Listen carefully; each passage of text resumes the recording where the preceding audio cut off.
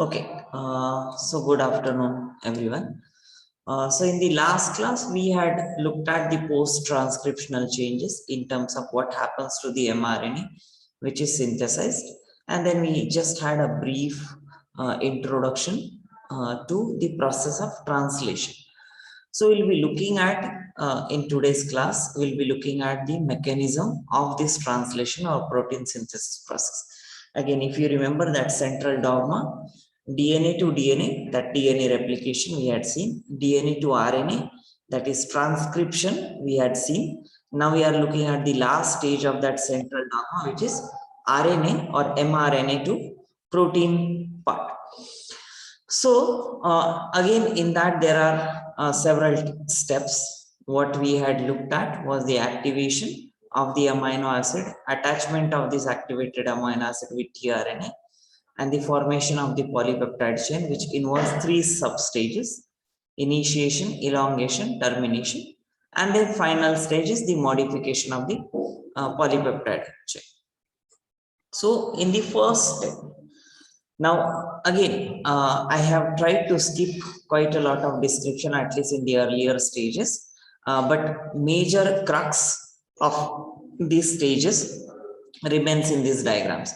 So in activation of the amino acid, it is carried out by this amino acid synthetase, and amino acid tRNA synthetase. It's also called as amino acid tRNA synthesis. Now, what is this exactly? So this is one amino acid.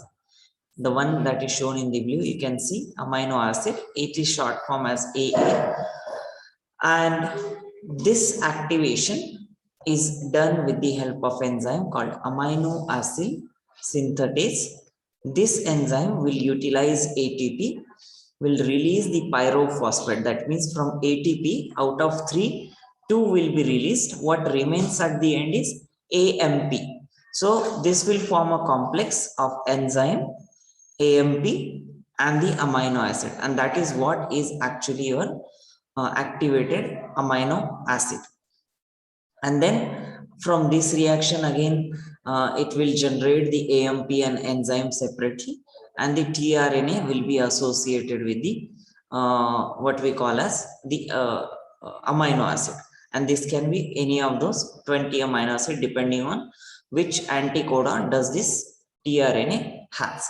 So this is activation and attachment of the activated amino acid with the tRNA, or it is also called as charging of tRNA. Charging of tRNA means tRNA is a simpler molecule without any amino acid as such. But as and when this amino acid gets added to the tRNA, it is called as charged tRNA or transfer RNA. And this complex is the amino acid tRNA complex. So this is the these are the first two steps. Even in this diagram, they have tried to show the same thing, just in the structural format.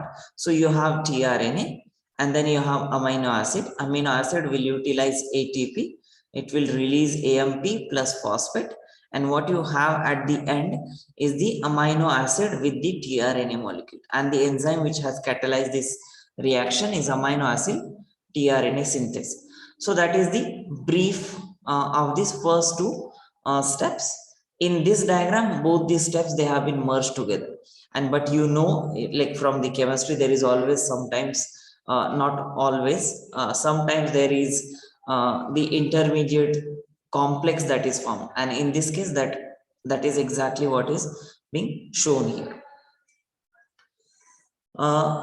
So the amino acid tRNA complex, they are taken into the ribosome for protein synthesis. So this activated or charged tRNA, they will be taken into the ribosomes for the protein synthesis process.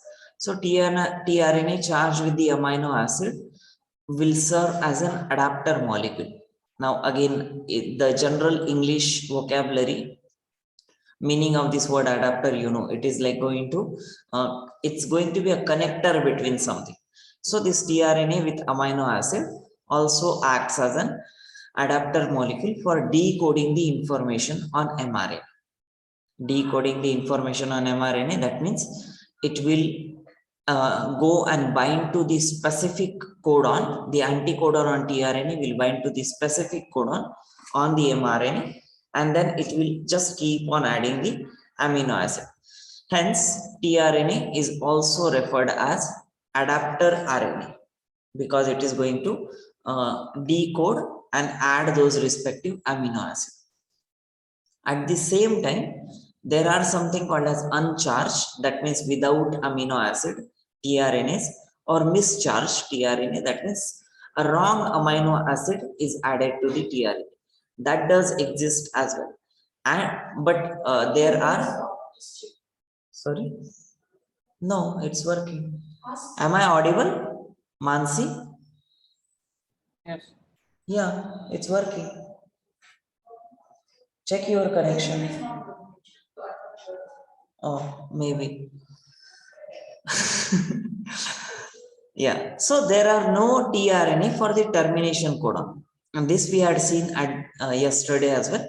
Because there are no tRNA molecule for the termination codon, that is UAG, UGA, and UAA. For these three codons, there are no termination. There are no transfer RNA molecule. So the polypeptide synthesis terminates at a codon for which there is no tRNA. Obviously, there will be no tRNA to be added to the mRNA sequence. So obviously, the releasing factors will come into that place, and they will dissociate whole of the protein synthesis assembly. So that is the first stage.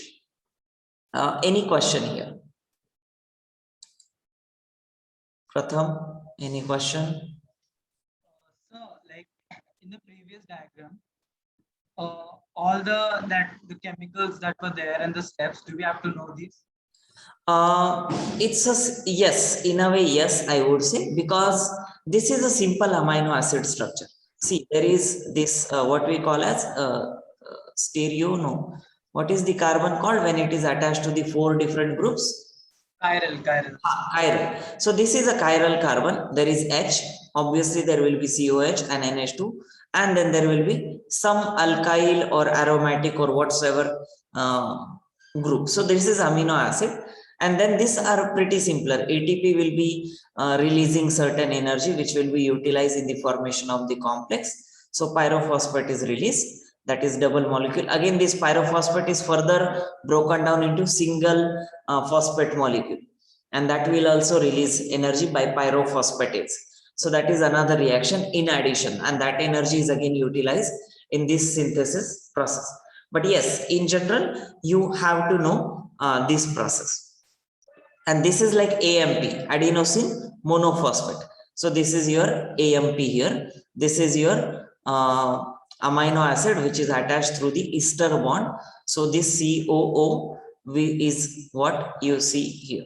So in general, yes, you need to know this reaction. Okay, sir. Okay, so then the second step, that is the formation of polypeptide chain. Now in this initiation of the polypeptide chain, especially in prokaryote, is done with the help of initiation complex or formation of the initiation complex factors, and they are called as initiation factors, namely IF1, IF2, and IF3. These are the ones which will bind to the smaller subunit of the ribosome, and they attach to the ribosome utilizing GTP, because GTP is another energy molecule. It will be broken down, it will release energy. That energy will be utilized for binding with the IF2 molecule with the ribosome. So first step, so again, they have not given it separately, I guess. Yeah, here you can see that these molecules, this IF1, IF2, and IF3, they will attach to the smaller subunit of the ribosome one by one, and the larger subunit comes into picture much later stage. So for initiation, this IF1, 2, and 3, they have to attach to the smaller subunit of the ribosome with the help of GTP. So that is the this formation of the initiation complex, and of course there are few things that will be added, but the first part is initiation of this polypeptide chain complex. So that's when these initiation factors they come into picture. Initiator tRNA, that means the first tRNA with its amino acid and mRNA binds to the small ribosomal subunit. So the tRNA, you can see this tRNA, initiator tRNA. Once these initiation factors they are bound to the ribosome subunit, this tRNA also binds to the first not the first codon of the gene, not the AUG, but rather it joins the first base pair wherever this ribosomal unit is attached. So you know, again last time we had seen there is something called as promoter sequence at the start, promoter region and so on, right? So that's where this whole of the complex assembly will bind, and then that is where the tRNA will also bind. Now this tRNA is little special. How? That's what we will see here. So the initiator tRNA with its amino acid and mRNA binds to the small ribosomal subunit. Now what happens is the initiator tRNA is also called as formulatable tRNA because it is a little modified in terms of with formyl methionine. We know methionine is the regular first amino acid for any polypeptide that codes for ATG or AUG with respect to mRNA. So this formyl group is added to the methionine and it is added at the nitrogen position. Let me just show you that structure because this will become much easier.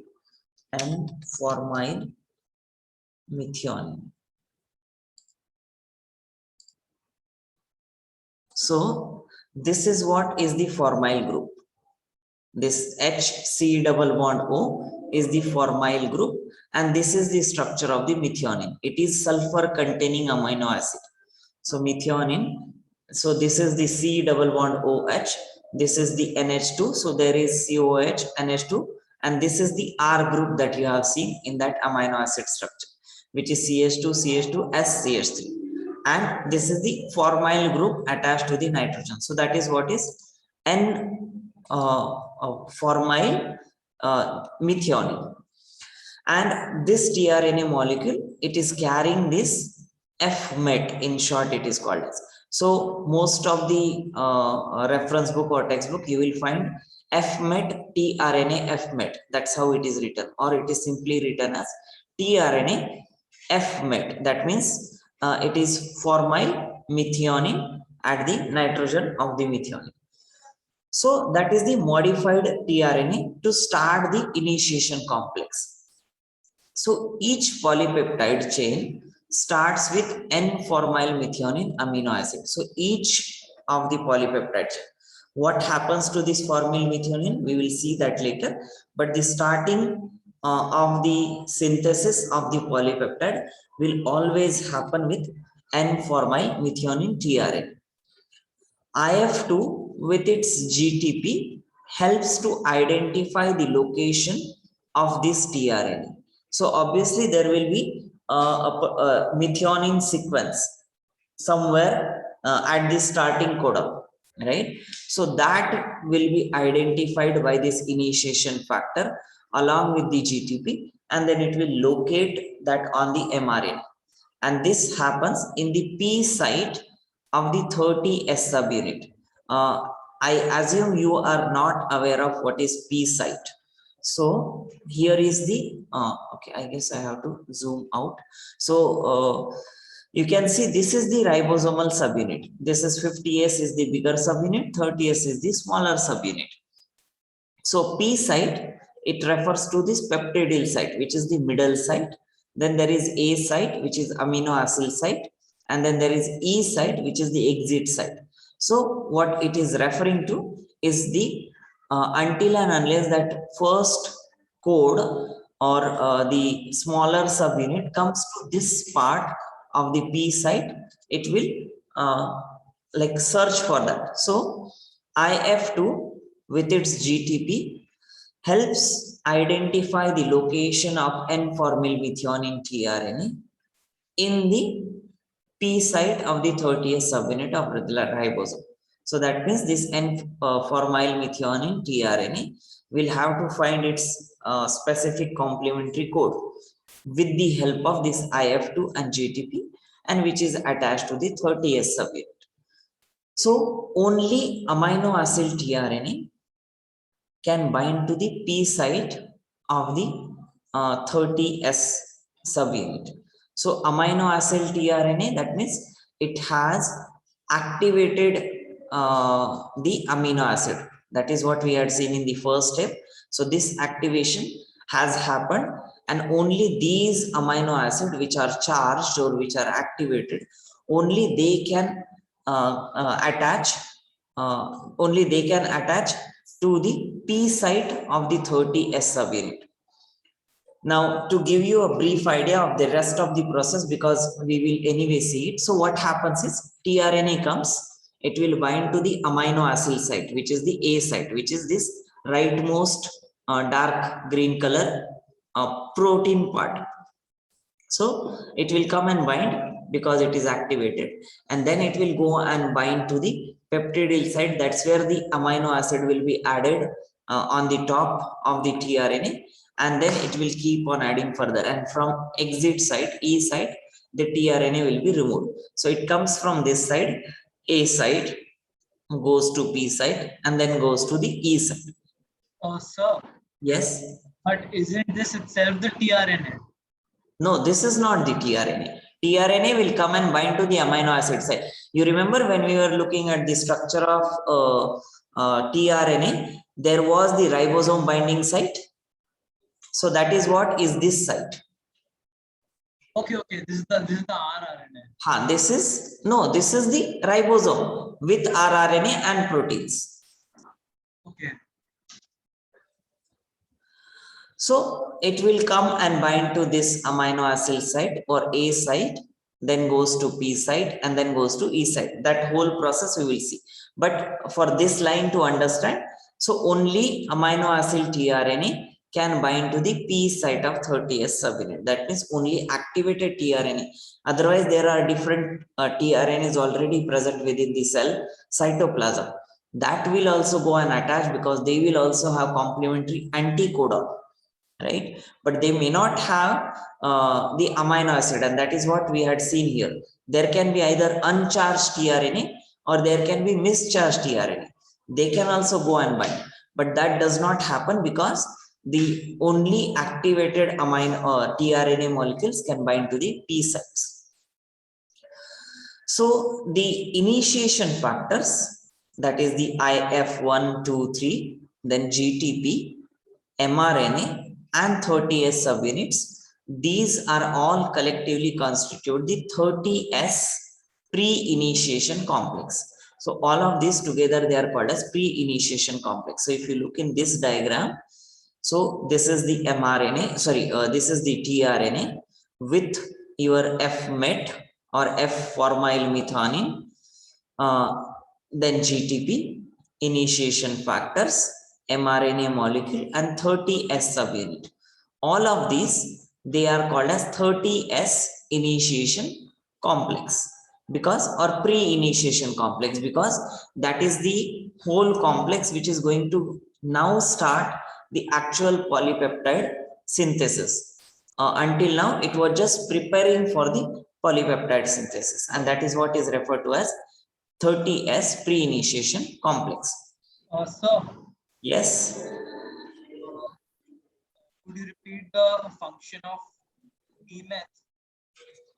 Function of? The T-meth, sir, like the F-meth. Sorry. Okay. So that F-met is kind of recognition site for the first tRNA molecule on the ribosomal subunit.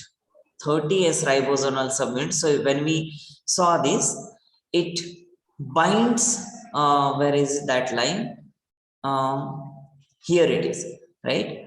So this, once the IF2 and GTP, they identify the location, this N-formyl methionine tRNA, it has to bind to the P site, and then together they form a complex, right? So that initiator, so it's again goes back to the same fact that ribosome has a particular affinity, and now because there is presence of this initiation factor, they are only allowing this N-formyl methionine containing tRNA to bind to the P site, and that is what is the function of this this F-met tRNA.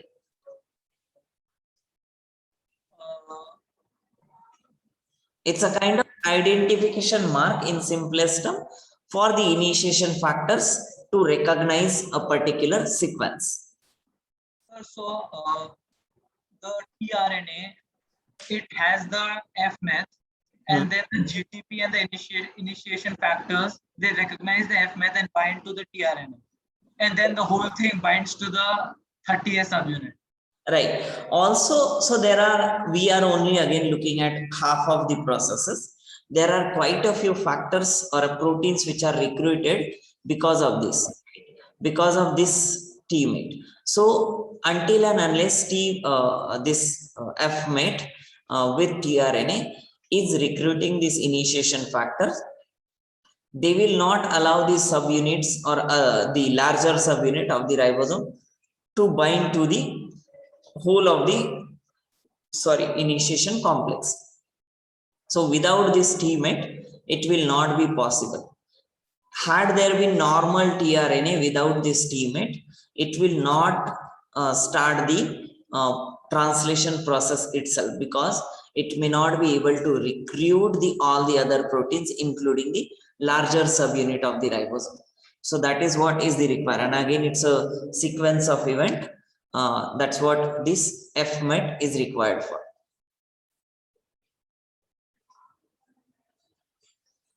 Okay, so I assume that was clear.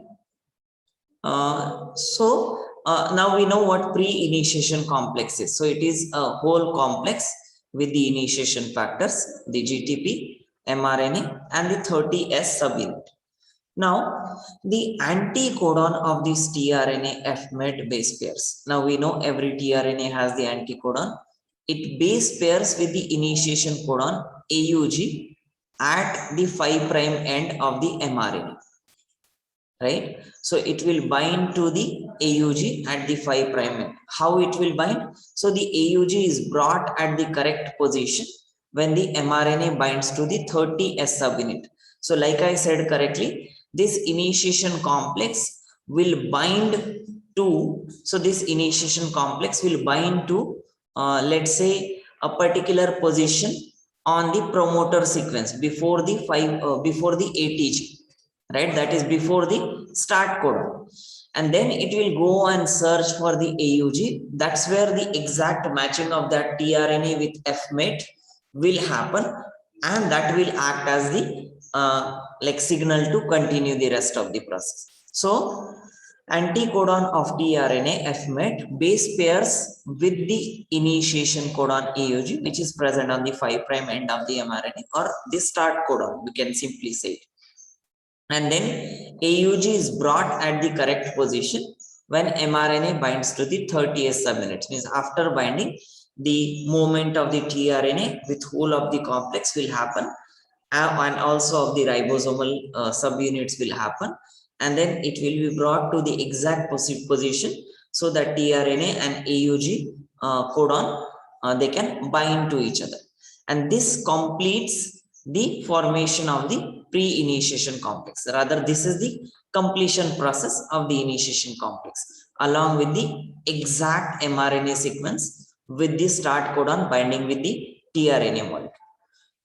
Now, the next 30S pre-initiation complex formed, so whatever pre-initiation complex has been formed so far, will join with the 50S ribosomal subunit. And that is when I said, until and unless whole of this machineries they are in place, 50S subunit cannot bind. So this complex will join with the 50S ribosomal subunit, and that will generate a 70S ribosomal complex. That is the complete complex or complete protein synthesis or translation assembly. The energy needed for binding of this 50S subunit is provided by the hydrolysis of the GTP in presence of magnesium ion. So this GTP, like you can see, this GTP was there here. GTP will be releasing phosphate group, and then it will also release certain energy. It will recruit this 50S subunit. It will also release the initiation factors, and that will mark as the starting of the protein synthesis. Okay, any questions so far? I hope this process is clear to you. Again, there are so many things. One protein comes, then this factor comes, and that molecule comes. That way it is complicated, but if you try and understand just at this diagram, it's very simple. 30S subunit will bind with initiation factor 2 with GTP, and 1 and 3 will be recruited as well. This will form complex with the tRNA, which is bound with F-met. That will go and bind on the mRNA site. And okay, so there is one additional factor which is not at such a part of syllabus, but it's an additional information. So there is this ribosome binding site which is already present in the ribosome, right? And that is also called as the Shine Dalgarno sequence. Now these are the names of the people who had invented it. This sequence is I guess adenine and thymine rich or something. I forgot it.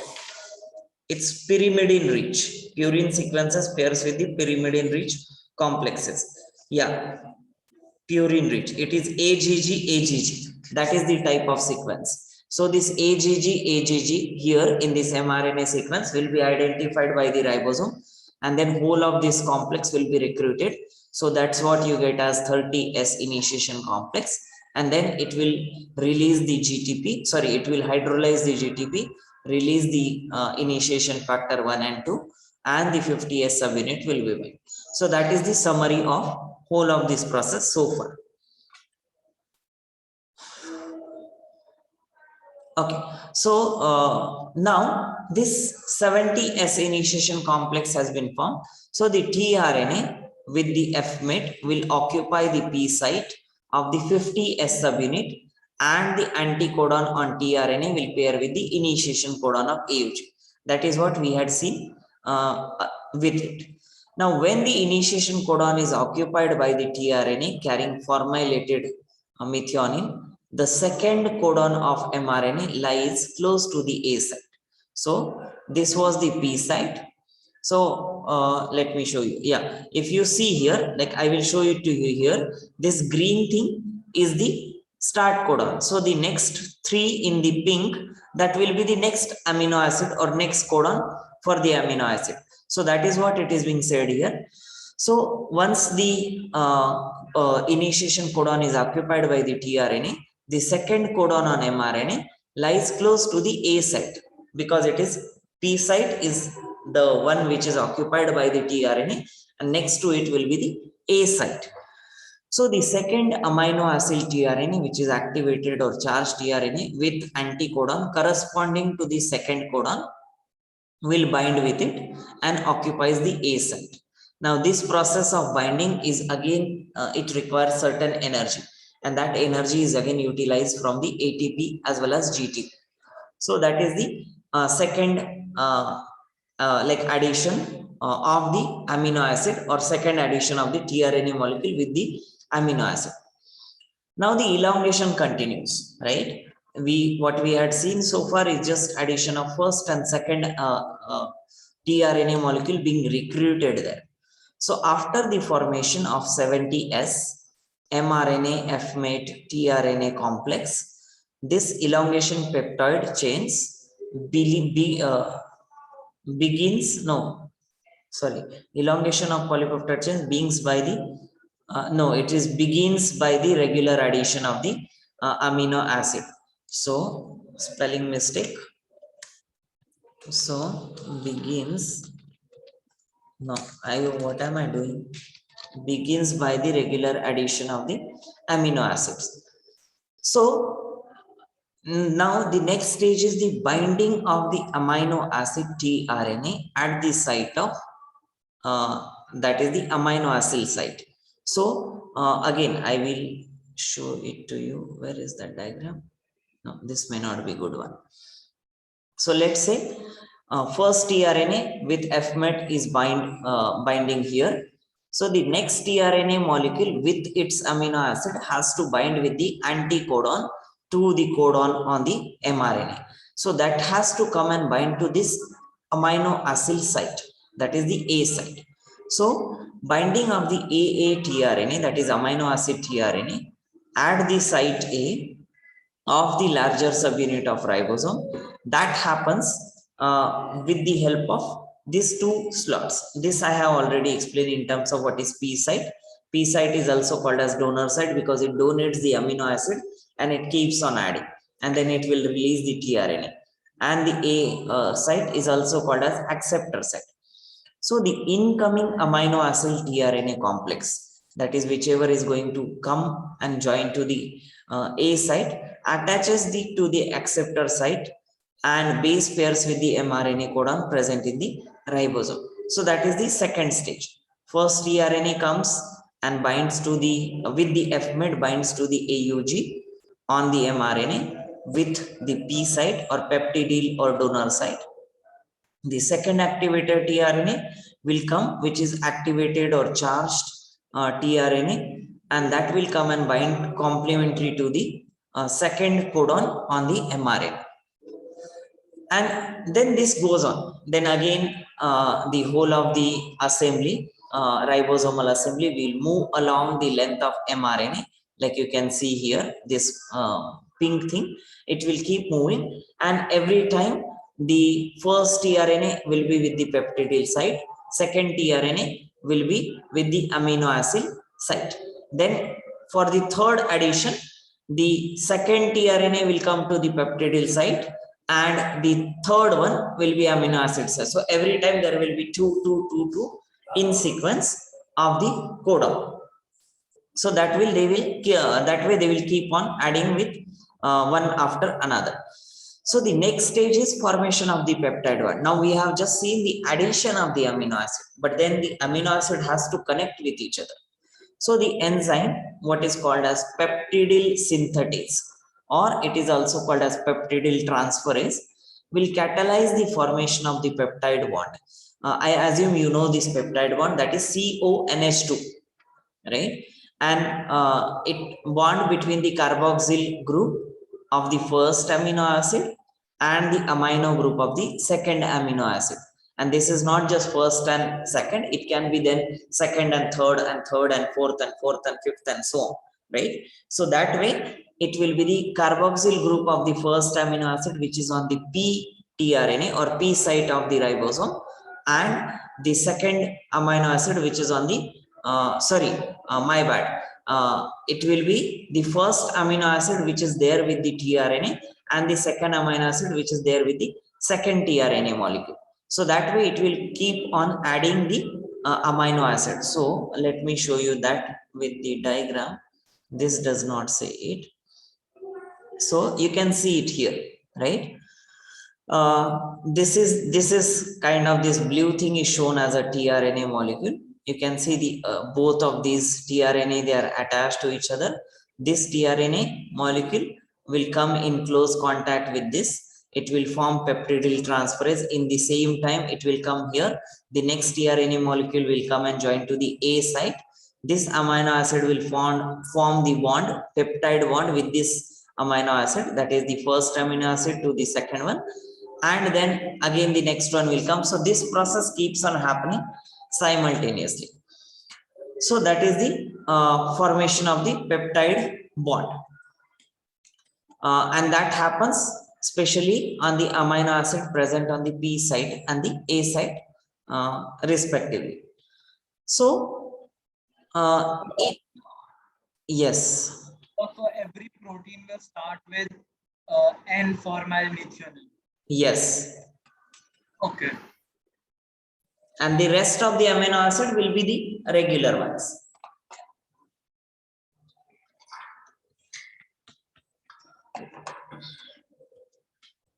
So in bacteria, this role of the formation of the peptide bond is catalyzed by the 23S subunit of the rRNA of the ribosome, right? And we had seen what are those ribozymes. They act as a catalyst in some of the reaction. So that is what this 23S acting as a catalyst in this peptide bond formation. So it will lead to transfer of amino acid from P site to A site, and formation of the two amino acid chain, that is monopeptide. That means two amino acids are there on the A side, and then release of the tRNA from the P side. So from P side it will go to the exit site, and from there it will be released completely. So that is what happens in the bacteria. So only this function which is done by the peptidyl synthetase is done by this 23S ribosomal rRNA of the ribosomal subunit. Yes. But shouldn't the amino acid go from A to P? No. So again, maybe here, if you see these amino acid, they will come in close contact with this. So they will form a bond here. Then this tRNA with the whole chain of amino acid will shift to P site. And then this will be free. It will shift here. So it will always come forward. And then the this whole of the polypeptide chain will kind of go backward, but not literal sense. It will just form a bond with this amino acid.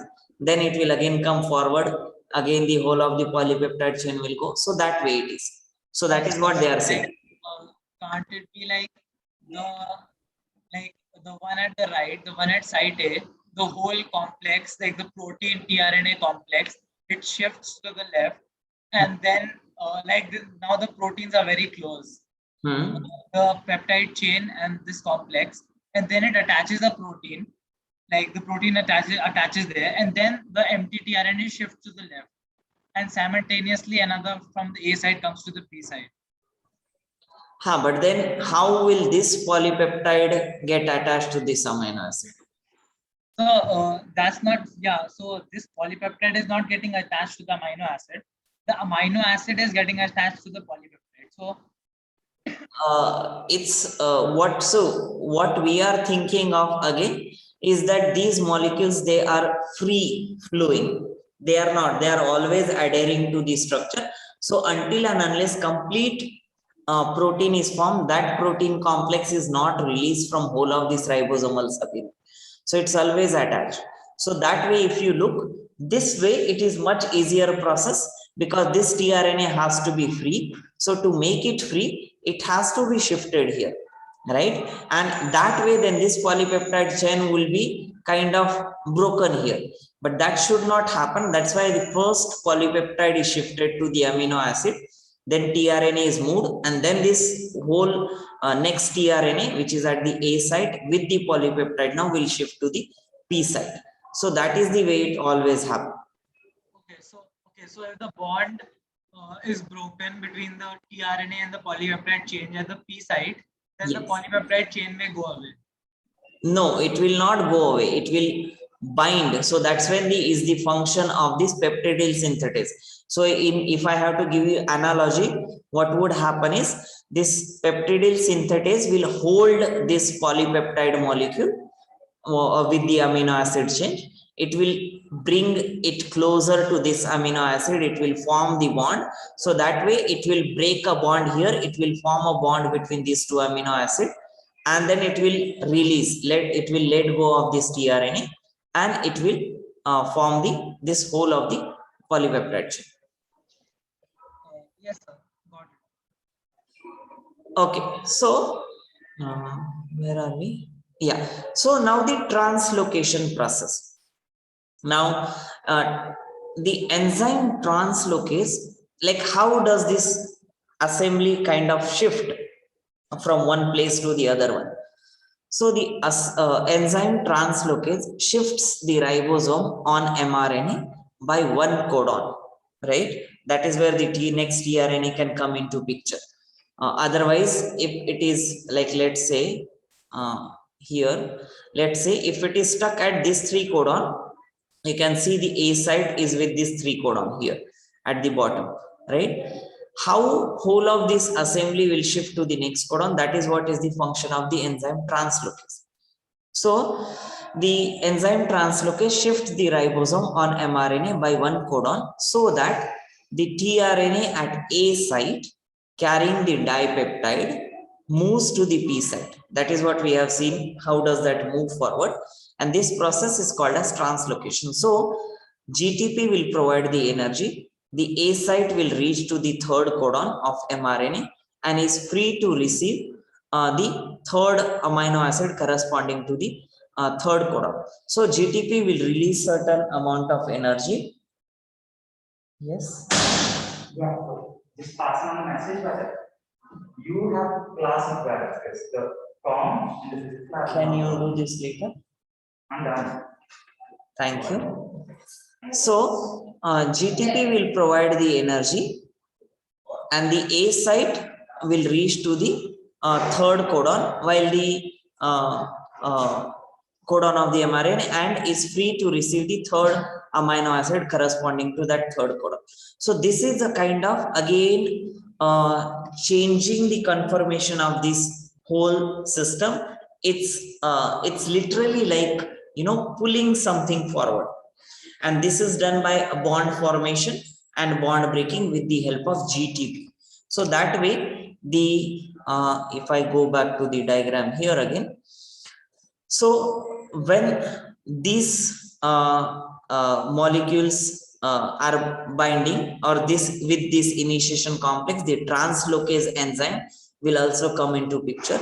It will kind of pull this string of mRNA forward. Forward means towards 5' end, and then it will, that way it will shift this whole of this assembly to the next 3 codon. So that is what happens, and this energy of shift is taken from the breakdown or hydrolysis of the GTP molecule. So that way the translocation of this assembly can happen. Now, okay, any question here again? So, Yes. protein that's attached to the tRNA, so like it's not in the pure form, right? It's in the complex form where with adenosine monophosphate and the other things, right? Yeah. Sorry, Pratham, 1 minute. Okay. Yeah. Sorry. Can you please repeat? Yes, sir. So, earlier the protein, it was activated, right? So the enzyme adenosine monophosphate protein complex, right? Are you talking about amino acid? Yes, sir. Amino acid. So, it was like that, and it attaches to the tRNA like that.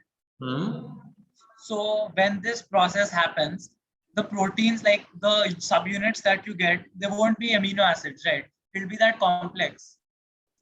Because like in that complex, you have that enzyme also, and you have adenosine monophosphate also, right? You are talking about this one. Oh, yes, sir. Yes, sir. This one. So you said that for a tRNA to attach, it needs to have the amino acyl tRNA. It has to be amino acyl, right?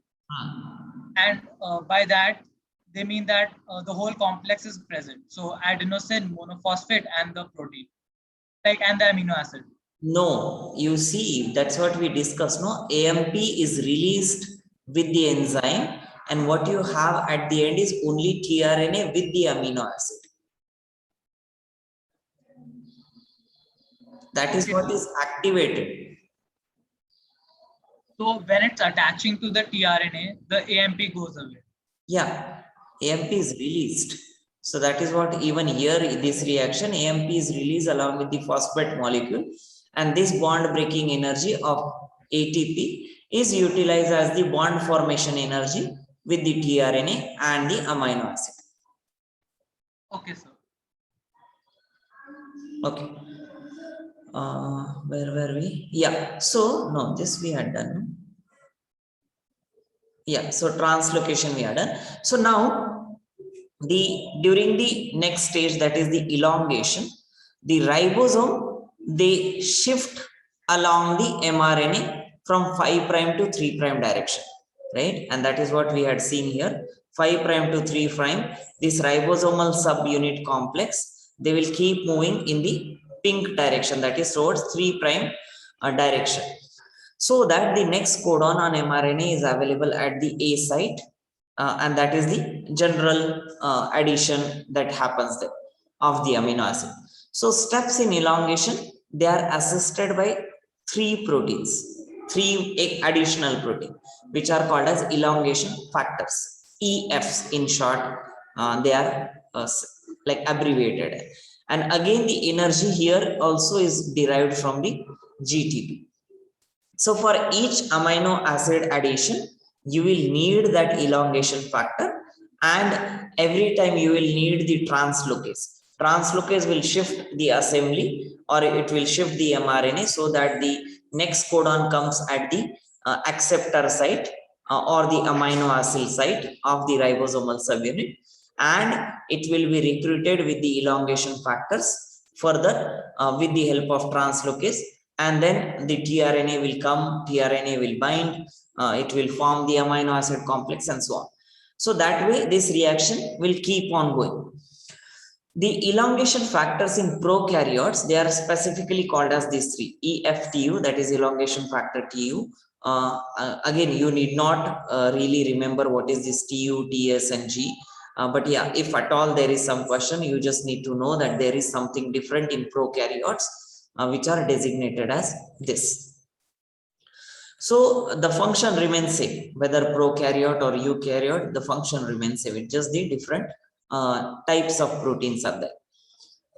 Growing polypeptide chain is called as nascent polypeptide. So whatever is a polypeptide chain formed on that tRNA molecule with the at the, let's say, A site or P site, whichever, that whatever is grown in terms of amino acid chain is called as nascent peptide. Nascent, I assume you would know this word. Nascent means a kind of very young one, or it's just newly formed. That is what is nascent. Or even in chemistry, this term is used, nascent oxygen or nascent hydrogen and so on, which is just released. So this polypeptide chain or nascent polypeptide remains attached to the ribosome till released or till the termination happens. And thus, each ribosome synthesizes only one polypeptide chain at a time, because until and unless it is completely released from the polypeptide, it cannot become functional again for the next protein synthesis. So one ribosome, one protein synthesis at one particular time.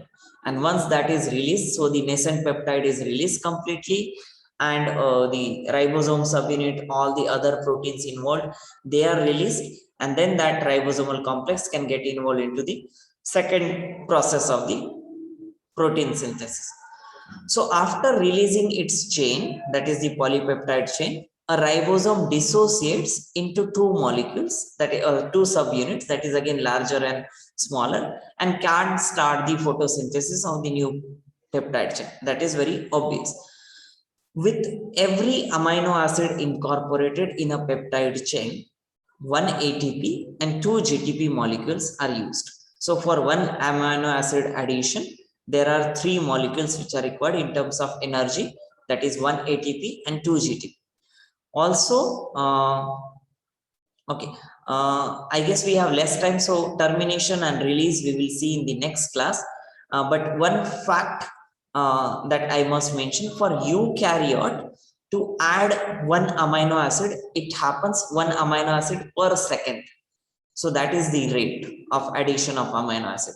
So let's say if it is like 500 amino acid long protein, then it will need 500 seconds, and then you can calculate how many minutes and so on, right? So 1 second per amino acid is required for the addition of single amino acid in a polypeptide chain. While in prokaryote, that is relatively faster. I guess it's 0.1 second or so, because yeah, it's 20 amino acid per second. So you can imagine the difference between prokaryotic translation and eukaryotic translation. Eukaryote, it happens 1 amino acid per second, while that is 20 amino acid per second in the prokaryote. That's just an additional information. So if you have any questions, you can ask. Otherwise, we'll stop here. We will continue with the next part, that is termination and release. And there we will again revise whole of this process.